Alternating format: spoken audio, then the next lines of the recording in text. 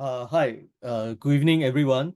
Uh, I hope you have a good day. So today, we are going to have our NUS Electrical and Computer Engineering Alumni Sharing webinar session. So in this session, we'll have six of our alumni that have joined us today, and they will be sharing about their experience and the things that they are currently doing, as well as what they did in NUS and how it is relevant to the things that they are working on now, right? So our alumni is actually a very key part of our NUS university education framework, right? So in the whole ecosystem, they are our eyes and ears that help our curriculum remain relevant and forward thinking. So we are very happy and thankful that today they are all here to share with us all their experience. So maybe without further ado, I'd like to invite Zhen Yu from the computer engineering program. He has founded his own company and he's going to share with us his experience and accomplishment. Zhen Yu, please. All right, hi. My name is Zheng Yu. So before my presentation, probably I'll just go through a fact and a question. So do you know that 53% of uni students agree that their education to date has prepared them for the world of 2030 and beyond, compared to 43% of. So my question to you is, have you planned your future? And if not, you should be planning right now when you're a student. Okay, so just a little short introduction about myself. My NUS journey, I broke it down into three different categories. I'm from computer engineering. I'm a graduate of 2018. It seems like I'm the oldest here. I did the Bachelor of Engineering. Two activities and societies. First is the NUS ECE Undergraduate Student Council, where I was a EC scholar, as well as a cohort representative. In my first year, I also joined the NUS Outdoor Activity Club as the vice president. So that's where we actually organize different activities monthly for our members and non-members. Lastly, I'm in NUS Overseas College, it's called NOC in short. And I went to New York as the batch 7. So I did my entrepreneurship studies over there in 2017 to 2018. Just a quick photo booth here. So you can see from top left is where I received the EC scholarship, and then below is where I graduated, and the third pic is the NOC experience when I was in New York. All right. So a little more in EC USC. I was an EC scholar, I mentioned. I received in 2015 for academic excellence. I'm actually a polytechnic graduate.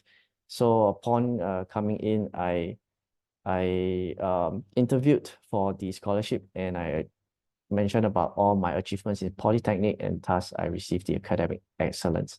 Right, I was the cohort rep where I also organized the meet the department session. That's where students and lecturers or professors will be able to gather and talk about anything. Right, so it's more of the meeting the department session. Lastly, I'm also a volunteer. I volunteer to be the secondary school tour guide, as well as to facilitate the orientation of the NUS facilities. Right. My working experience is pretty different from what my friends have. I started out as a software engineer intern when I was back in the NOC program. So I went to New York for 1 year. I interned at this company called Reonomy. It's a New York startup as a software engineer intern. What I did over there was more towards the web application, APIs, and database administrator.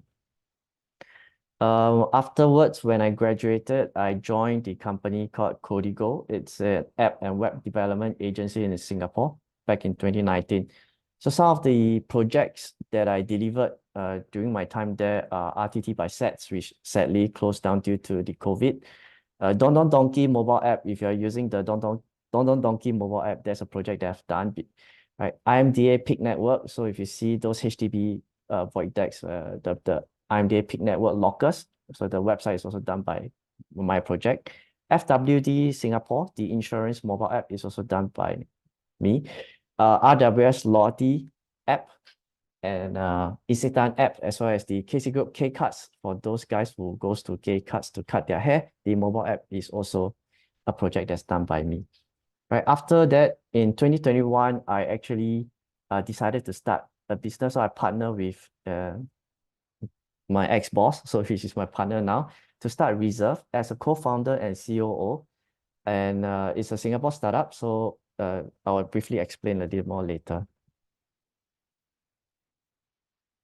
And so what is Reserve? Well, my company right now, it's a SaaS platform, a business management software with a website builder to help service-based business to digitize their business online. All right, so maybe I'll do a quick demo instead of showing the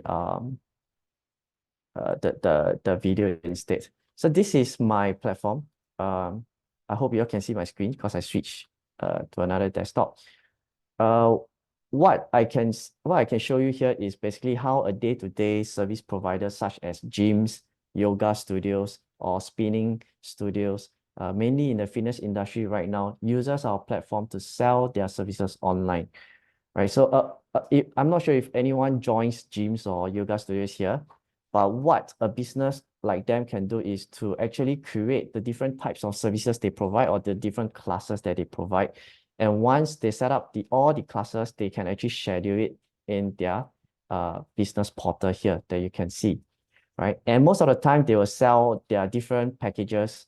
For example, a 30 Pilates pack that they can actually do 30 credits or etc. And sell it to their customers, right? And the customers will be able to buy these packages and book their classes accordingly with their credits.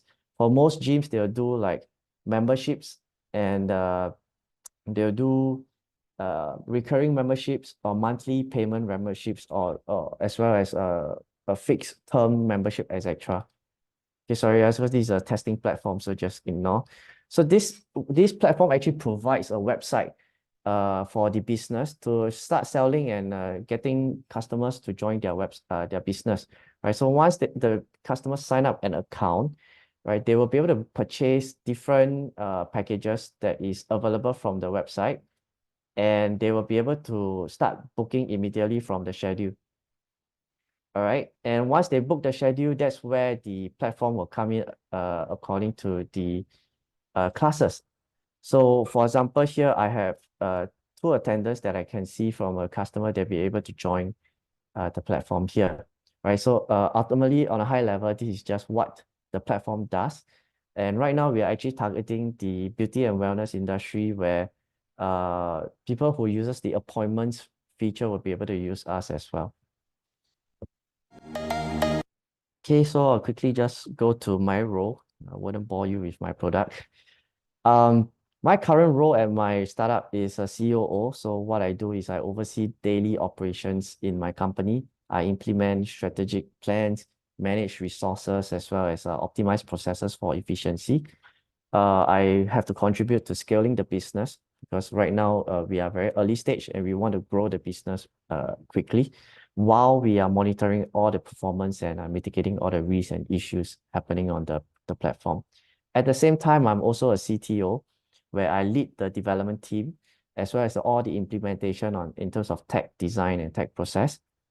I oversee the product development and the technical leadership, right? What's the direction of the technical architecture, and as well as collaborating with all the other departments like my customer success team, my sales team that talks to a lot of clients, and they will always contribute to different product use cases for us. So how did NUS ECE actually impact me in my career, right? The most important question. So when I was in NUS ECE, I actually did 3.5 years, a bit different from the majority because I come from poly. It's supposed to be a 3-year degree for me, and I actually overloaded 6 to 7 modules per sem.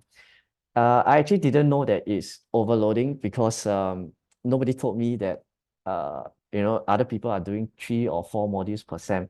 So after 1 year, I was doing 6 to 7 modules per sem until I meet people from other courses, and they told me that for those JC graduates, they're just doing like 4 to 5 modules per sem. It's very comfortable for them. Yeah, and I also did 1 year NOC New York internship as my FYP for NUS ECE. When I graduated, there's a huge dilemma whether I want to continue to be a software engineer or I want to follow my passion to be a project manager. As you can see, I join many activities and societies, and I love to do planning, organizing events, managing different people, collaboration, etc. So the dilemma was really this, and I decided that why not I go for my passion and at the same time leverage on the skills that I learned from ECE as an IT project manager. So that's where I headed. And how ECE actually built me into this role is through specialized learning, collaboration with all my different peers for teamwork and projects, the industry exposure, as well as the facilities provided by NUS. Specialized learning include digital systems, electronics, and computer architecture, where all your, I would say, your CG modules, you will learn from them. Practical experience, right, from your labs and projects. I remember the last project that I did was dance. I'm not sure if that's still available, if that's still around, right? So that's where we actually built sensors, and we'll wear it on our body and we'll start dancing through machine learning and try to hit all the points with sensors. So that's what we did last time, right? At collaboration, when you do your CS projects, you will probably work in a team and you have deliverables to meet. So that's where you have to collaborate with your team members.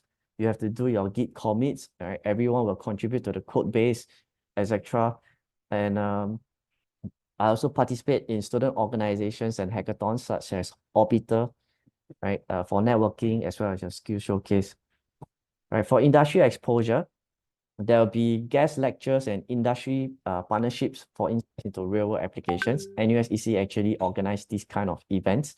Right, internship programs and careers fairs. I believe those in School of Computing will always see career fairs in the second floor, right? And those are actually for practical experience and networking. Once there's a career fair, go ahead, go and ask what do they provide, what do they offer, what will you actually do in a real world experience, right? And of course, lastly, the facilities, you will have access to labs, softwares, industry standard resources, right? Especially GitHub, that's the most basic. You have opportunity to use specialized tools and equipment for different experimentation and project work. And all these are actually very real world tools that you'll be using, right, once you graduate and you start your career.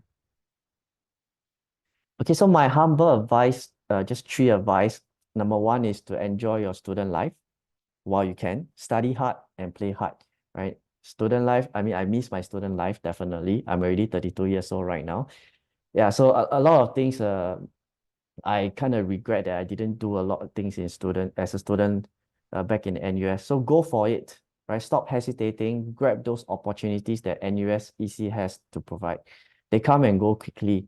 And lastly, don't stop learning, right? So what if you don't score well? I didn't really score well. My grades weren't really that well back in NUS. So soak in the learning process. You'll realize that these learnings will actually help you when you further your career. Right, and I would like to end my presentation with a quote that I live by. So if you want to do something, then be the best. All right, thank you so much. Thank you, Zhen Yu. So next up, we have Valencia. She Hi. graduated from electrical engineering. Please go ahead. Okay, thanks, Prof. Hello, everyone. Thank you for joining us on a Friday evening. So without further ado, allow me to introduce myself.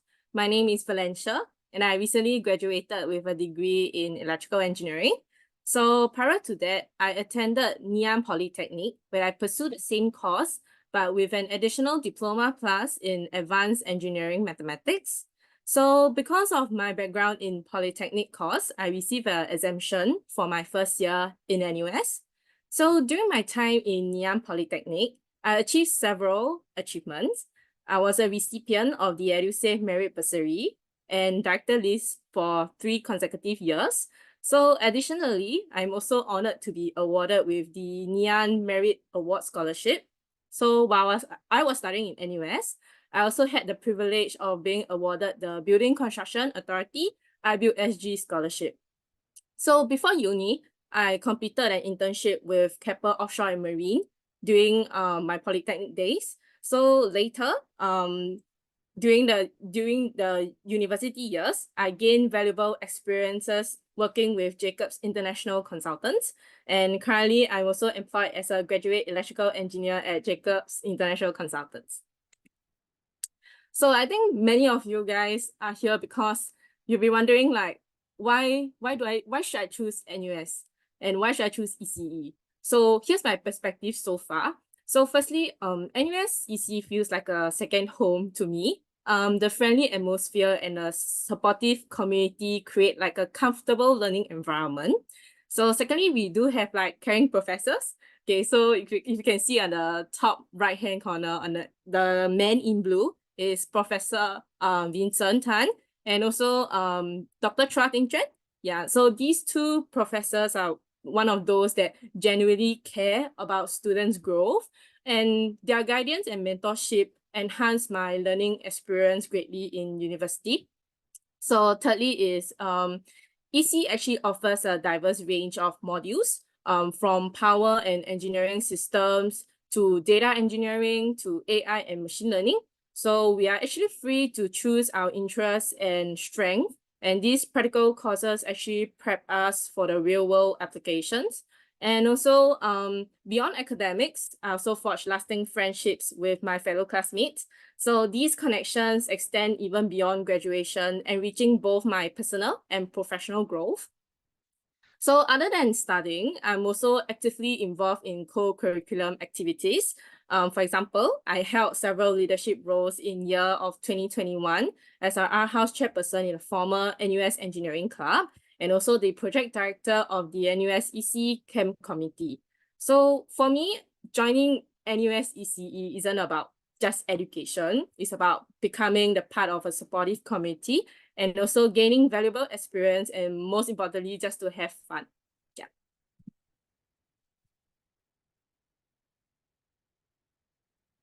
Okay, so for me, I took the power and energy system industrial track. So modules I've taken includes the power system management and production, power electronics for sustainable energy techniques, and also renewable generation, and also smart grid. Yeah. So remember the previous slide I mentioned about having freedom to choose our interests and strengths, right? So, well, I actually seized the opportunity to do something out of the norm during my final year project. So our team embarked on a self-proposed project on working on vital monitoring system. So just picture this as like a device measuring SpO2, heart rate, and blood pressure. And I think definitely it would be cheaper than a smartwatch. Yeah.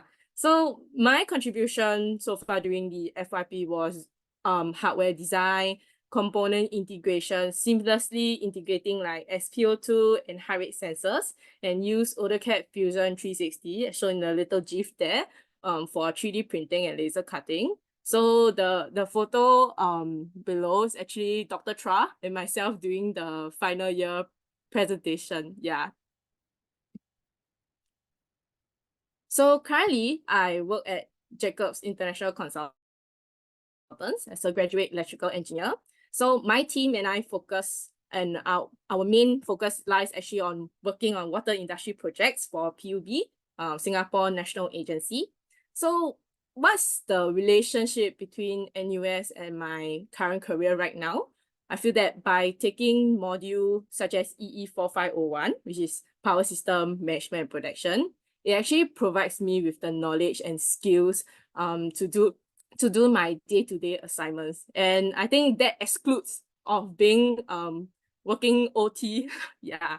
So my team and I are actually responsible for designing electrical systems for water treatment plants. So for example, development of the single line diagrams. So these diagrams actually provide a concise overview of the electrical system, showing like detailed connections and also definitely in a simplified manner to present to the client and as well as the contractors. We will do like cost estimations to ensure that our project stays within the budget, because as everyone knows, cost estimation is actually a crucial part of the planning process, and not to like burst budgets for projects as well. So voltage drops and fault calculation. So we actually have like a simulation tool to ensure that our voltage level and fault calculation remains stable across the system. And yeah. And also last but not least, creating detailed documents such as general and specific specifications for tender submissions to clients.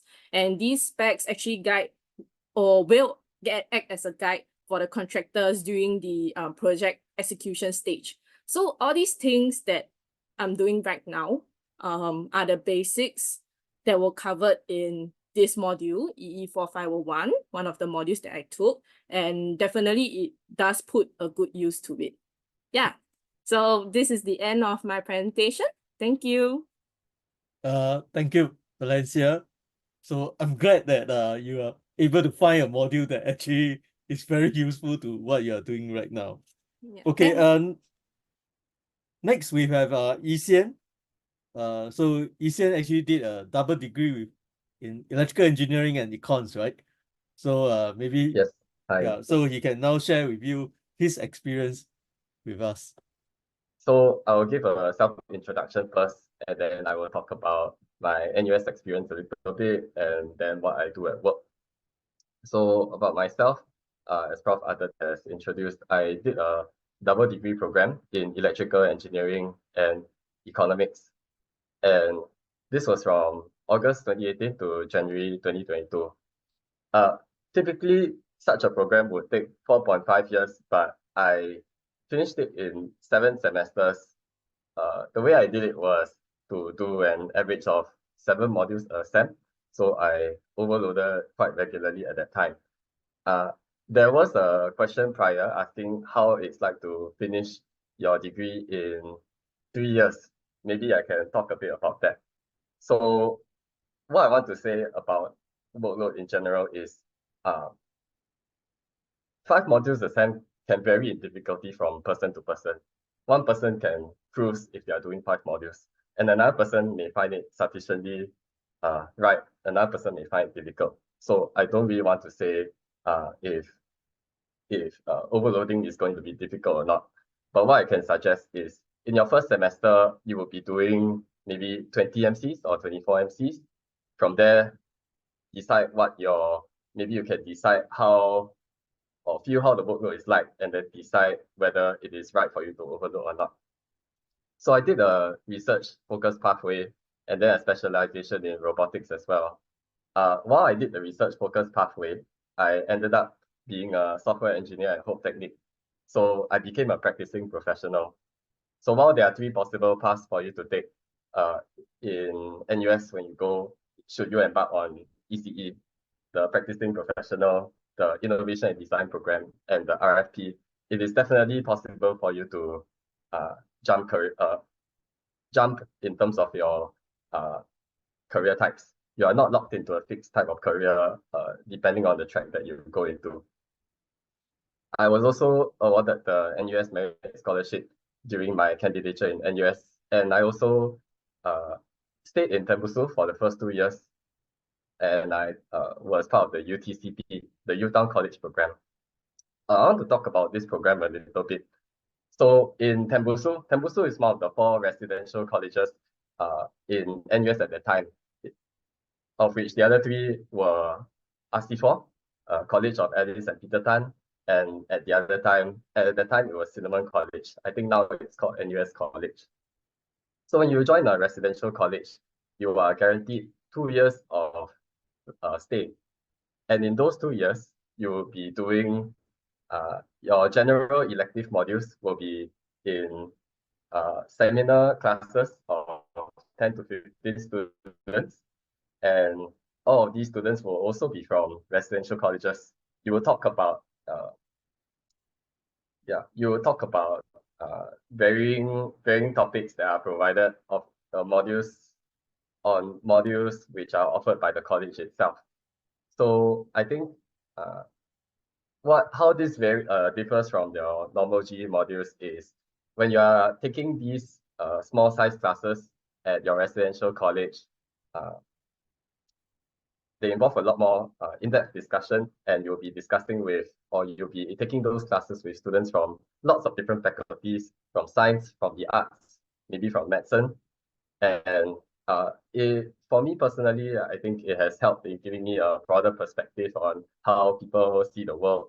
And while maybe not necessarily directly beneficial for your career, it is also just good to broaden your knowledge in areas outside of STEM. So after graduation, I first did a traineeship at Polybeat, startup that develops autonomous drones for phenotyping and pollination. After my traineeship was over, I then worked at Hope Technique as a software engineer until today.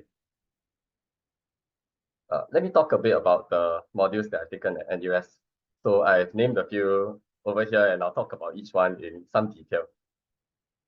So some modules I've taken on joining the robotics specialization, of which I found very helpful at work, are the robotics system design module, autonomous robot systems, and advanced robotics. So you notice that advanced robotics is a 5K module. Typically, 5K modules are reserved or taken by graduate students. But if you express your interest in taking a graduate level module and the department sees that you are capable of taking the graduate module workload, they can approve such a request. So in robotic system design, the contents that they cover are the types of sensors and actuators that you see in typical robotic systems. And they also cover topics on robot kinematics and dynamics, which I find to be very helpful when you're working with robotic systems like industrial robot arms, collaborative robot arms, and mobile robots. In autonomous robot systems, you learn about the robot operating system, or ROS. So ROS, now there is ROS 1 and ROS 2. What it is they are a set of libraries that help you to build robotics applications. So these libraries include those that are for sensor integration, simultaneous localization and mapping, path planning, generally tools that help you to build robots. And they also provide simulation tools such as Gazebo. This framework is used very, very often in the industrial setting. So I found that learning these frameworks in school really helped me out a lot in my traineeship as well as my current work. So I've also taken some computing electives prior to being a software engineer, even though I studied electrical engineering in my undergrad. So I've taken the programming methodology class and the data structures and algorithms class. These two modules are quite critical when you want to develop efficient programs for your software. So of course, when I talk about all these modules, bear in mind that they only give you an introduction to the concepts, because after all, in a semester, or all these modules, when they're taught in a semester, you only have, 3 contact hours a week for 30 weeks. And when you go into the industry or when you start working, there's a lot more to learn. For example, if you are working on software, you will need to learn front-end frameworks like React and Angular, and back-end frameworks as well. So there's a lot to learn on top of everything that's covered here. But the good thing about it is when you take modules like these, at least they provide you a foundation for what's to come in the industry. Likewise, when I take the module EE4308, where they cover topics like ROS, it's not like what they're going to cover prepares me for building a full-scale robotics application at work with using ROS or ROS2, right? So going into the industry, these modules do provide the foundations, but then you will need to continue learning as you go along, as is for any career that you take up. So I also want to talk a bit about the RFP. I would say I do encourage you to try out the RFP if it's possible for you to do it. Firstly, because the barrier to entry is not very high. I believe you can decide that you want to do an RFP as late as your 5th semester. And in your 5th semester, once you have declared it, the requirements will be to do a research-related project and then also clear 2 graduate modules. So while I currently have moved from research to doing being a practicing professional, if you are keen in embarking on graduate studies, the RFP might be something that you want to try, and it gives you exposure to research methodologies and also how you write research papers for conferences. So enough about my experience at NUS. Let me talk a bit about my current work. So I work at Hope Technique as a software engineer. Hope Technique is a Singapore-founded company, a systems integration company, of which we develop custom solutions for our clients. So typically what happens is a client will come to us and then they say they have this problem that they want to automate, or they have this process that they want to automate. Then we will come up with a solution for them, and then they may or may not want to accept the solution. If they accept the solution, then we will proceed with the project. So we work on very, very customized one-off solutions for customers. If you have heard of the red rhinos that SCDF uses, Hope is actually the manufacturer of those red rhinos. One project that I personally worked on is an engine inspection robot for SIA engineering company. Let me show you this video. To speed up the inspection and maintenance of planes, devices such as this robot are being tapped. It goes on seat tracks to check for corrosion or rust. Using this bot reduces the physical strain on staff and cuts the number of hours by about half. Another artificial intelligence-powered robot will be used to help conduct pre-inspection of engines instead of the current manual process of photo taking. Besides these tech upgrades, the firm says it's also investing heavily in training for workers and partnering educational institutions to grow a pipeline of technical talent. So this inspection robot, it comprises of a mobile robot base, a camera, a collaborative robot arm, and a touchscreen UI. So the problem statement that SIA engineering company wants to solve is they have aircraft engines that come in for maintenance, and then the operators need to take photos of the engine on arrival and before dispatch to check for any missing parts or defective components. So this is a very manual process, and the technicians at the workshop will need to access very uncomfortable places, like below the engine as well as at the top, which can be about 3 meters plus. So what they want to do is they want to automate the process of photo taking. What Hope has come up as a solution is to develop this robot that is deployed in the airline workshop. It goes around the aircraft engine and then takes photos of the engine components and then uploads them to the remote server for further analysis. So my involvement in this project actually is to develop the software on board the robot to integrate all the different components together. So to integrate the arm, the robot arm base, develop the touchscreen UI, and also a camera client, and then put all of them together in a single workflow that develops this photo taking application. Also, there are a lot of other commercial and defense projects that I'm involved in that might be a bit sensitive, so I won't. So this will be all that I'll share for now. To speed up the inspection and maintenance. Yeah, so maybe let me use this chance to plug why robotics and automation is so important in Singapore today. So in fact, right, I will even go as far to say it is not important just in Singapore, but it's important or is a very pressing thing in a lot of countries. So what's happening in a lot of first world countries is we have aging populations, slowing growth of the labor force, a shrinking supply of blue-collar jobs. But yet, and that is why there is a lot of pressing demand from all sectors, commercial, defense, wherever, to automate all their operations, because they can't hire the people to do all those manual labor, because there's fewer and fewer of such people who can do those things, right?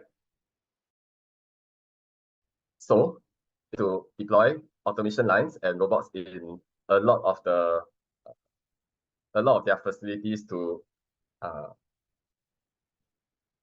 automate such operations. So what I have over here are screenshots from the IMDA website. They want to deploy a robotics middleware framework to allow interoperability of different brands of robots with infrastructure in commercial buildings. If you actually click on this link and see the full article, they plan to deploy this RMF in Mapletree Business City. So a big city with nine shopping centers or along those lines. The problem that they are trying to solve is suppose there are different brands of robots working in the same area. For example, robots that clean, robots that do delivery, robots that do security patrol, as well as other workstations. They want to do two things. First, they want to allow these robots to utilize smart doors, integrate with smart doors, smart lifts, to allow the robots to access multiple buildings at once. And they also want these robots not to have conflict with each other. So they need the robot to talk to each other. And the API from one robot may not necessarily integrate well directly with an API from another robot. This is where RMF comes in, integrates all of these robots and workstations together to allow the integration of different brands of robots to use those smart lifts and smart doors, and also other workstations such as logistics. So in Singapore and also outside, there will be a pressing need for robotics and automation engineers. And maybe here I can plug NUS a little bit and say, if you are keen in being part of this movement, being part of automating or contribute towards tackling automation issues and building robots, then you can consider taking up a degree in electrical engineering or computer engineering at NUS. Okay, that is all. Thank you, Yi-Xian. Okay, next we have Wamika, and she graduated from computer engineering and working at PSA. So she's here to share with us her experience. Hello everyone. So today I'll be sharing a little bit about my life and my experience at NUS and beyond. So let's begin with a short introduction of myself. So I am actually an international student. I came to Singapore for my undergraduates in 2019 and I did my bachelor's in computer engineering with a second major in mathematics. I was also under the SNT, which is the Science and Technology Scholarship for international students. And then I got my first job at PSA as a software engineer. And right now I'm also, while working at PSA as a full-time software engineer, I'm also pursuing a part-time master's in AI at NUS Computing. So other than that, a little bit on the side, I am also very keen on traveling. So, oops. Okay. So I'm also like, I love to travel to a lot of different places and I like doing that with my family. So I've been to around 28 countries so far, including Azerbaijan, Georgia, Cyprus, etc. Yep, so let's move on a little bit about my life at NUS. So at NUS, basically you have so many resources, so many opportunities, there'll be so many things for you to do. And on top of that, the friends you build here, the professors, the environment, it makes you have so much fun in everything you do. So for example, I participated in a hackathon called Hack and Roll, which is organized yearly by NUS. And in 2023, we made this exciting device called the posture corrector. We called it Slap Slap. We were going for the most annoying award. Yeah, so basically what it does is it actually helps you detect your posture. So if you can see in the second video, the device I'm holding in my hand is supposed to be at your neck, and it kind of like produces a beep and vibrates on your neck behind if you're not sitting straight. And on the side, because we wanted to do something fun, we also just did a makeshift with a fork and added like a disturber. So if you're doing some work, you keep this beside you, your posture is not correct, it's just gonna disturb you and ask you to keep correcting your posture. Yeah. So you see, like while implementing this, we had a lot of things involved. We had to use data, communication, sensors, but that's all the technical side of it. Other than that, we got the opportunity to have so much fun while doing this with friends and to build something new in general. And in the end, because we were one of the winners of the hackathon, we also got the opportunity to give a talk to some other peoples in a talk held in NUS about the product that we made. Yeah, so that's just one example of the most amazing things you can do out here, because if you have any ideas, NUS will provide you all the resources, all the opportunities to make them come true. Then next one is capstone. I think someone else mentioned this. They said it was dance when they were doing it. In our times, it was the first year we did shoot shoot. So shoot shoot is a very exciting project that you can do in NUS CEG. It's about a laser tag game which we built using elements like communication, sensors, even AI. So the AI I did here was actually on a hardware accelerator. So it was not just building a deep learning model, but also making it faster and more efficient by trying to run it on a hardware, which was, I think in our times, we used the Ultra 96 to make it run faster. Yeah, so just some short examples or some short video I've put in there to show you the experience we had while trying to build this project. And on the right, I have this IoT project which we worked on.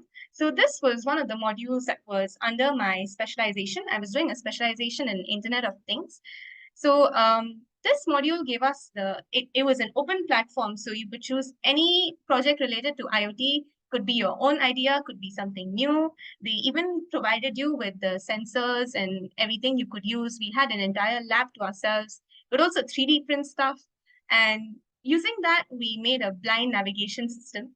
So in this system, it uses a cane, which is actually a smart cane. So we included some elements of hardware, like if you've known about ultrasonic sensors, they help you detect if something is close. So we use things like that to allow a blind person to detect if they are walking towards an obstacle. Besides that, we also did something called fall detection. So this is a very exciting part. If you can see it in the video, we're also experimenting with it, trying to just fall down somewhere to see if it can detect a fall. And it actually does detect the fall. So this was this magic, right, somehow worked using deep learning models. So we use something called an IMU, and we then use the data from there to detect if a person has fallen down or not. And here it's not just a fall, it could also detect the kind of falls. So if you're falling on your right or left, if you're falling behind, if you're falling front, and all these types also, if you do some research on it, they're based on different reasons as well. So if you're fainting, you would fall you'll fall in a certain way. And with AI, it was possible to do all of these, not just AI, with the entire Internet of Things using sensors and communications, etc. So these are some of the fun and exciting projects you can get to do at your time in NUS. Besides, there's a lot of opportunities to do such things. Then besides that, it's not just academic wise, there's a lot of CCAs within ECE as well. For example, I was a part of a CCA called NUS SETS, which is Students for Exploration and Development of Space. This was, I actually joined because I was very excited about astronomy and space when I joined uni at first. And I saw this and I thought this was a perfect combination for me. So I joined them and I got the opportunity to see the various exciting projects they were doing. I decided to be a part of the Mars rover project. So here we build rovers. If you've heard about NASA's rover called Perseverance, etc., we work on building similar things. And to give ourselves an incentive, we participate in this competition called URC. So they give us a set of challenges. We have to build a Mars rover and simulate it in a Mars environment. So it was a very exciting project. I think in my time there, we managed to build a prototype, which you can see at the bottom here. It was quite fun. It was quite exciting. Sometimes it can be a little bit tough. You feel like you don't know what you're doing, because this was basically a student-led project with some advisors. We had some professors as advisors.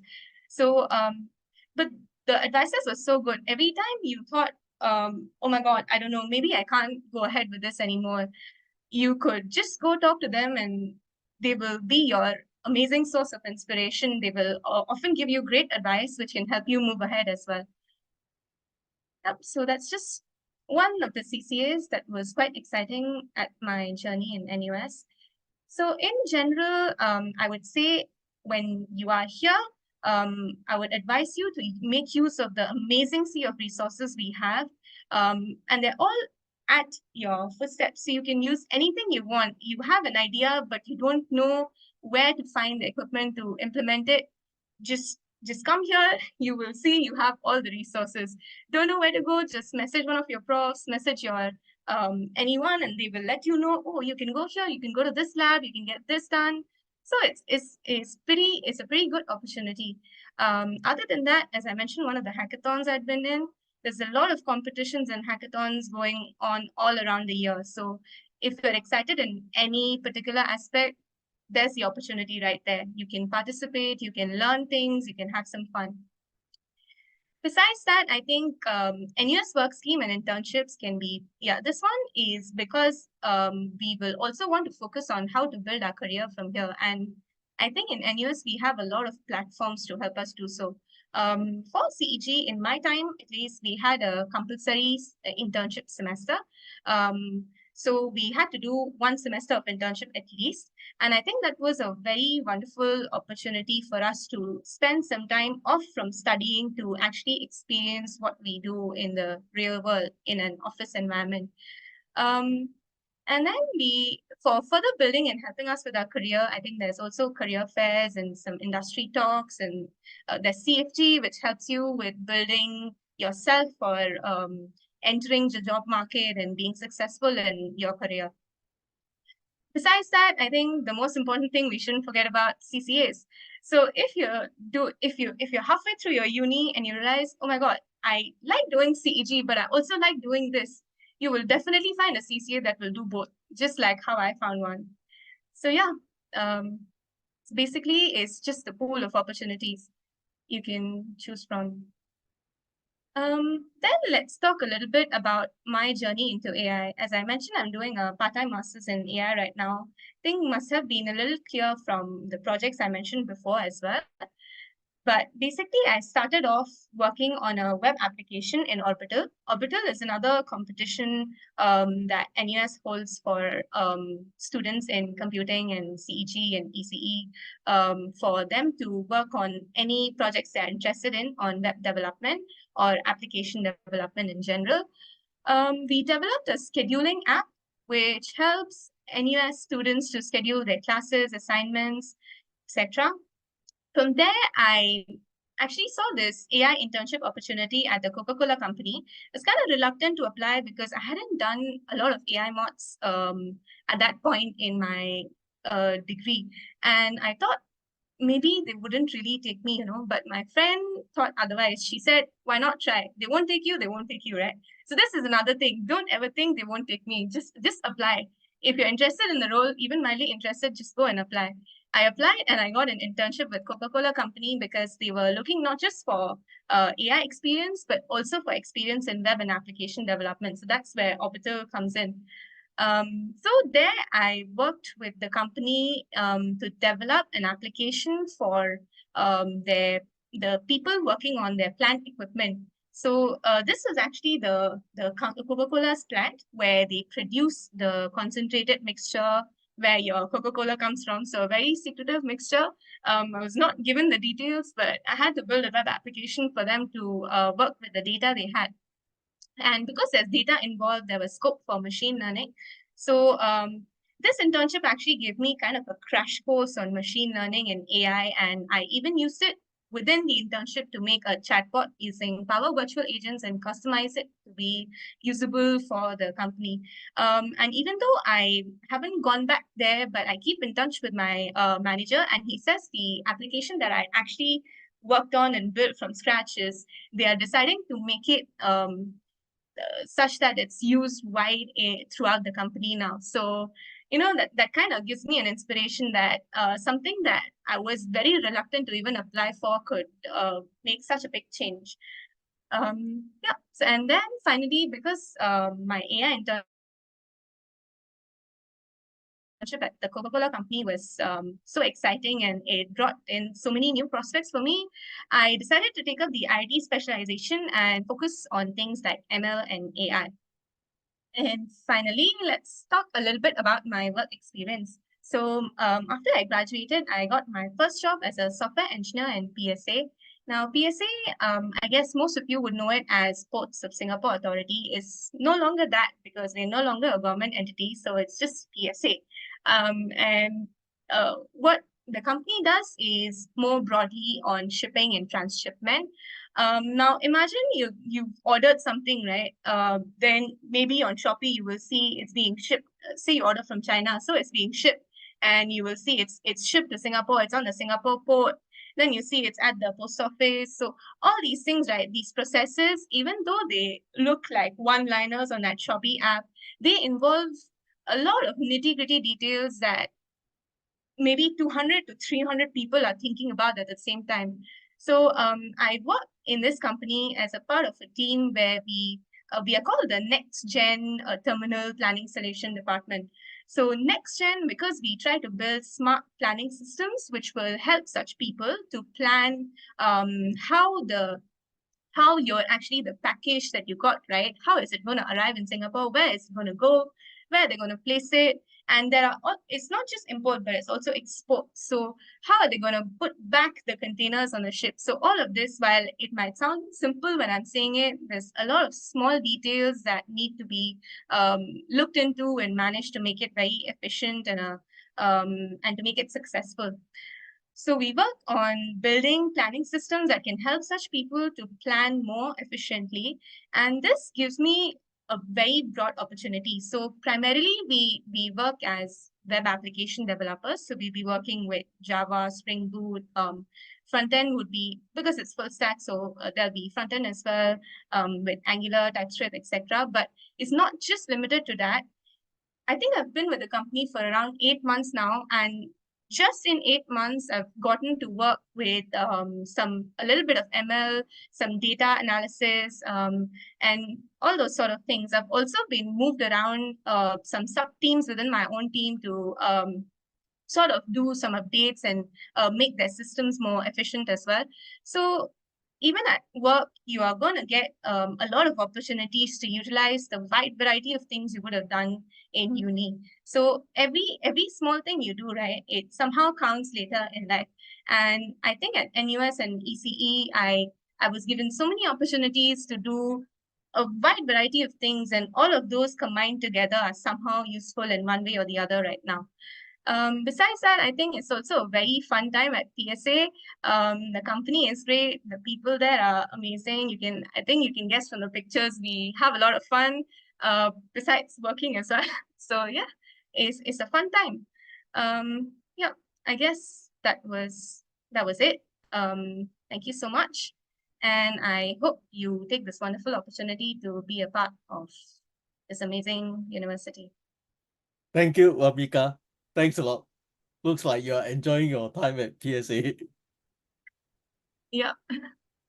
Okay, up next, we have Yujie, who also graduated from computer engineering and he's currently with DSTA. Yes, hello everyone. My name is Yu Jie, and I'm here to do a bit of sharing of my experience in NUS as a computer engineering student. So for a bit of context, I graduated from NUS in 2022, and I've been working in DSTA for close to 2 years now. Okay, so a bit about me before I actually joined NUS. I think I was pretty clueless as to what I wanted to do with my life. I graduated from JC after taking my A-levels, but then I wasn't too sure on what exactly I wanted to do or what NUS actually had to offer. In fact, it was actually my parents who suggested for me to take computer engineering. So take note that back then, I didn't even know what computer engineering was. I just know that it was a engineering degree. Okay, so fast forward 2 years, after serving my NS, I finally joined NUS as a year 1 student. So I like to call this phase of my student life as, building fundamentals. I think CG was a really holistic program back then. They offered software modules like CS1010 and CS2040C, where you get to learn basic programming skills, and especially for students like me, I have no background in programming. So there were also hardware modules like EE2026, where you got to learn a bit about complex digital systems and dabble with hardware design language. And there were also hybrid modules like CG1111, which you get to build robots, incorporate the different components such as the motor, ultrasonic, and IR sensors, and then you code the logic behind how the robot works. So all in all, these modules in year one, they really helped to build my fundamentals and pave the way for subsequent years. So as you can see, this is the actual robot that we built for CG1111. So there are IR sensors at the side of the robot, as well as an ultrasonic sensor at the front over here. Yeah, so the programming logic is actually done on an Arduino, which is the board over here, which is underneath the breadboard. Okay, so moving on to year two. Year two, I would say, was the highlight of my uni years. So I did a lot more in year two after getting a bit of sensing about student life and after getting to know more of my friends. So I did things like TAing for CS2040, CS2040C, CS2040S. After falling in love with programming, and these extracurriculars, as I call it, they really helped to build my public speaking skill. So I also ran for the president in the undergraduate student council here at ECE. And this is where I got a chance to organize large-scale events, such as the career fair, freshman welcome party, and graduation party. So during the semesters, I also helped to push for better student life through the staff-student dialogue sessions. And most importantly, I attended many activities such as Hack and Roll, IEE hackathons, and Step Camp. Some of these stuff were mentioned, like for example, by Wamika, Isian. Yeah. So during this time, I was also offered the DSTA Merit Scholarship. So, the images that you see on the left are the classes which I've taught. So this was a weird period, as I call it, when COVID first happened and we transitioned to hybrid and virtual lessons. So teaching has really opened my eyes as, I got to learn more than what the original module covered. With things such as red-black trees, A-star algorithms. So year three was the year where I was all over the place, broadening my horizons. I joined DSTA for a 6-month-long industrial attachment, where I got to apply my programming skills to build a natural language processing project for them.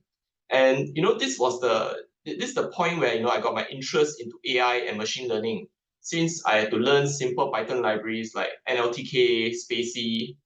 I also undertook Capstone, where I worked with my friends to build a wearable device that can track what dance moves the user was doing through machine learning, as mentioned just now.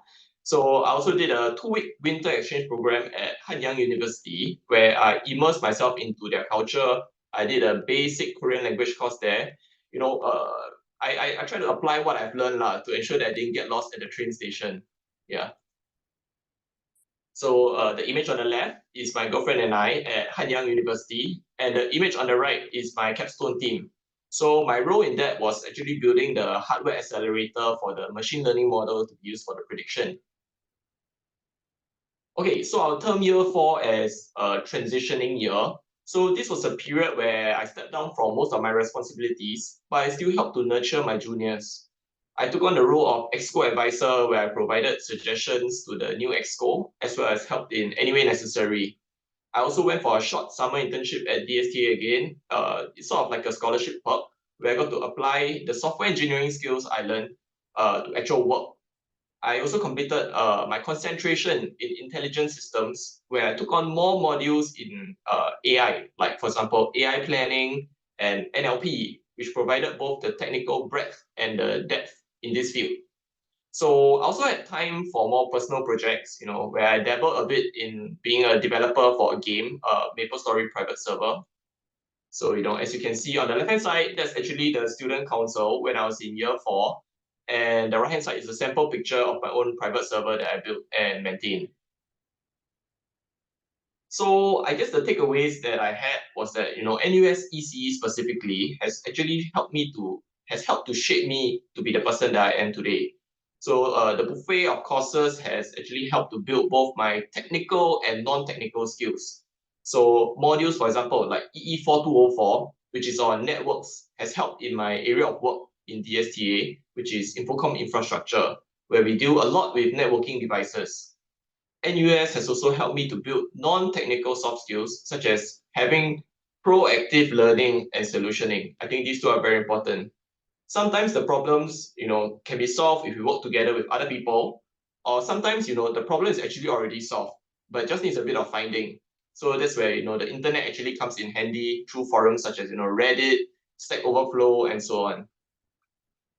Yeah. So, here's just a shout out for my DSTA HR. So if you're looking for a scholarship and you want to build a meaningful career in defense tech, then DSTA is currently offering the DSTA Merit and Merit Cyber Scholarship. So this one, applications will close on 1st May 2024. Yeah. So lastly, I just want to route back to what I said about hackathons in my second year. Hackathons provide a way for you to build up your portfolio, learn skill sets, as well as build everlasting friendships. So DSTA is actually holding its annual Brain Hack event on the 12th to 13th of June, and I highly recommend you to join us. So if you want to learn more, you can scan the QR code on the left-hand side to join our Telegram group, or if you're ready to sign up, you can just scan the QR code on the right-hand side. Thank you, Yijie. Great to see you with us again. Last but not least, we have Vanessa, who is currently working at DBS Bank, and she will share with us her experience. Yeah, hi everyone. I'll share my screen now. Yeah, so hi everyone. My name is Vanessa, and I graduated last year from electrical engineering, with a business analytics minor. And a brief introduction about myself. Other than my minors and major, I also took up an elective industrial track. This is offered to all the students and in year 3. So I took there and completed industrial track in artificial intelligence and data engineering. So as you can see from my major to my minor and my industrial track, I tried to broaden my skill sets, because by the time I haven't figure out what kind of job I want to work. So I personally believe in building a wide range of skill sets before finalizing on one specializations. So this is why throughout my 4 years of uni, I also prioritize on work internships. And I have finished 5 internships, and also on top of that completed 4 school projects and 2 personal projects. And eventually I landed on my first job upon graduation and starting to work at DBS Bank as a software engineer last year, July. Okay. So I would like to highlight on certain academic research projects that the students will be given a chance to work on with NUS EE. So the 2 projects that you work on during the two modules, EE111A and EE211A, so in which my team and I designed a solar smart street lamp and quadcopter drone. So afterwards, in year 3, SEM 1, all students are also required to take the enterprise and innovation project. And this is also quite an interesting one, because a few students will gather together and will identify a business requirements, and we try to design and make a product. I didn't share much of the product information here because of data sensitivity, but these are my teammates and I, and having fun. Okay, so I think definitely the most interesting project, of course, would be a 1-year-long design capstone project. For us, it'll be ET 4002D. So in this project, me and my team work on and design an intelligent surgical tool checking device. Is a deep is a machine learning project. So as well as sharing on, my elective track was in AI and data engineering. So personally, a few friends of mine and I take on this project because we thought it is very relevant to what we want to deepen our knowledge in, and is a very good exposure, because for us, you need to work with a legit client. So my team and I work with the National Dental Centre of Singapore. So which is why we designed this project and we made it out. As you can see, the product is behind my teammates and I in the first picture. And this is a project where you will scan all the dental drilling bits and help to split the different bits into compartments, so it's easier for the nurses. And after the cleaning processions and stuff. And again, I didn't manage to share much of the products pictures, but from a brief idea, you can understand it was a very interesting project because this is the time where you actually get to learn more about what you want to do and also deepen the knowledge. So I'm happy to share that from this project, I was awarded the IEEE Control System Chapter Prize for the Best Control Engineering Project. And also happy to have the chance to lead the team. And honestly, I feel that all the students should really take this project into very seriously because you will want to focus on what you want to go in and take parts and be in charge of the area of focus so that because in your resume or when doing your job application, your employers, that is what they will ask most of, especially your project because it's a 1 year long project. So it's one that can really showcase your skill sets. Yep. So other than the academic research project, I also think that internships are very important. So for my first internship, I started to work as a data analyst intern at a startup company. In my first winter break, it's just a 1 month short internship where in that internship, I have worked on analyzing receipt data and also passing the data, and that's a bit of data analysis work to as my first internship experience. Then afterwards, the next break will be a summer break in my year 2, year 1 after year 1. So I work as a website front-end intern as NUS Information Technology. I designed their website. So it's a different skill set that I'm gathering on top of my core mods. And then in my as for my third internship, then it comes to about year 3, sem 1. So in year 3, for all the EE students, you will take about 1 semester off to do your industrial attachment, e.g. 3611A. So for this, I work as a test engineer intern at Infineon Semiconductor. So this is more relevant to my core mods where I'm working on RFID chip technology. And moving on, for my year 3 summer break, I work as a data engineer intern at the DBS Bank. And that is a 3 months internship.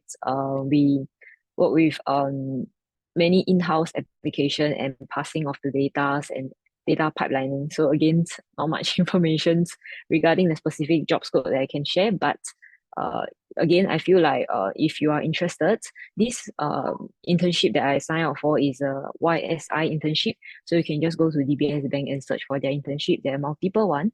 If you're interested in AI, you can sign up for a lot of internship they're offering. And yep, so for my last one, because in my last semester, year 4, sem 2, I didn't have much modules left, only taking like 2 modules. So I decided to go sign up for NUX Work Scheme, and I applied for a data science student researcher job under NUS Institute of Operation Research and Analytics, IORA. So this is where I at my last this is more of a part-time job where in this job experience, what we doing is that we use more of the ML. So we're trying to so my main job scope includes basically we are given like we want to detect the shelf lifespans of fruits such as avocado and blueberry, where it's very hard to tell when is the remaining shelf days before it spoils. So we take pictures of it and measure different measurements to pass the data into AI models and train our models so as able to detect and predict correct shelf life. And we also work with NTUCs to get some of their fruits and also work with them for some of the sessions. Yep, so this is a very brief information about my past few internships. So moving on, I also want to highlight on the student life at NUS. I definitely think that all the students should explore NUS Work Scheme because there are multiple different job scopes. What kind of job experience you want to gather more, you can all find it from there. So other than so for personal experience, I work as a NUS teaching assistant for AS 1010 for about 2 semesters. So for this is not a tech mod, so it's just a very chill and you get the time. I think it's a interesting experience because I feel like I can connect with my professor a lot and I get to meet many other researchers as well as students. So I think definitely no matter what job that you look for, it is definitely a platform that NUS has set up, and I think it's a very good exposure for our students. And on top of that, I also recommend students to sign up for CCA. Personally, I'm also an expert at NUS ECE Club. I have helped to organize events such as industry visits to different companies, and also Arduino classes. We offered one to secondary school students also, as well as current students. Then as well as some fun events like ECE Carnival and many more lah. And I think in general, NUS ECE done a good job in organizing the student life activities. We have a lot of career fairs, and this is a very good chance for all the students because all the companies and firms will come down, organize a booth, and you can get to talk to them. And also, it's a great chance for you to understand more about a certain job scope maybe you are interested in, about some job offers that the companies are making. And other than that, there's also industry talks and workshops that I think all the students should proactively visit all these sessions lah. Yeah. And all students are also required to take up a Center for Future Ready Graduates CFG Career Catalyst. It is a module that we all have to take. And also we also have a mentor program. All these I think helps for the students who shape what kind of jobs they want. And I think that is a very good thing that I want to highlight now. So now to speak on how I land on my first job, and I would like to share. So my specific title is a software developer. So I'm a front-end developer. My skill sets lie on React, Angular, and I work on DBS, the digital banking applications that includes not only the future projects, but also our current applications, the DigiBank, the POSB DigiBank. Yeah. So definitely, I think the challenges, especially, I think it's very common within the industry. Definitely, we have very tight deadlines, and you will be expected to go to the office during weekend wee hour shift for change requests or live verification testing. And because these are the times where we can actually bring down the apps for our internal testing and for the after development, because the users are not these are less packed hours lah. So I think, of course, no matter which company you go, there are many different challenges, but I think these are still a very cool experience that we can get. So definitely software development wasn't this kind of concept that was not covered in my core mods. As I mentioned before, I took my major is in EE, but I think this is when your unrestricted elective UEs and your elective tracks are very good times and modules for the students to plug the gap and fill up the knowledge gap. So also I just want to say that definitely choose the right focus on the skill sets that you want to grow, and you can try out many different job scopes through internship and stuff. But afterwards, especially during big projects like FYP, that 1 year period, you want to be in charge of certain scope. For example, when you make a product, then within that, there's definitely some scope such as it can be AI, it can be ML, it can be maybe 3D modeling, because all these are kind of here and there for every project, right? You want to be in charge of certain parts so that you can mention it in your when you are applying for your job, and that also helps you to deepen your knowledge in the certain skills. Yep. Okay, so how to plan ahead? I believe now, no matter which year you are at, you may be lost. So I would say first thing first, you must find out what gives you a sense of fulfillment, what you generally are interested in. And also you should try to find out what you are naturally good at or what you excel. And other than that, you also have to stay proactive and adaptable. Pay attention to the industry development and the emerging job opportunities where basically the market trends. And that sweet spot is where you should target or plan your career life at. Yep. So now if you are still very, very lost, no matter which state you are at, I would say definitely go for internships, try out different internships, work for schools or you can work for companies. Basically try out this internship where you can gain a lot of skills, opportunities, and a lot of opportunities for you to meet different people also. Yes. And lastly, I just wanted to highlight that I think ECE has a very strong support system. The professor featured in the photo is Prof. Chua Ting Jen. She and many other professors, teaching assistants, they're all very, very good. They will be professors. They will be willing to stay up to very late nights and help you with your work, and some even exchange Telegram with you to help with your questions. So I personally really appreciate the strong support system I have throughout these 4 years. And I feel like it really helped me to grow a lot. Yep. And that's all I have. Yep. Thank you. Thank you, Vanessa. Mm. So I'm very happy that today we have all our alumni here sharing all their wonderful experience, and in a very short time I think many of you have accomplished quite a lot of things after you graduate. Some of you just graduated last year, some a little bit longer. And I hope for our prospective students, as well as I think we have some of our current students in the participant list right now. I think from here you can see how we are trying to help our students, and as you come in, there's actually many different types of program that you can embark on. I think the key thing is, what are you interested in, right? So you should always study things that you are in, your interest lies, and not what is popular right now, right? So go for your interest, right?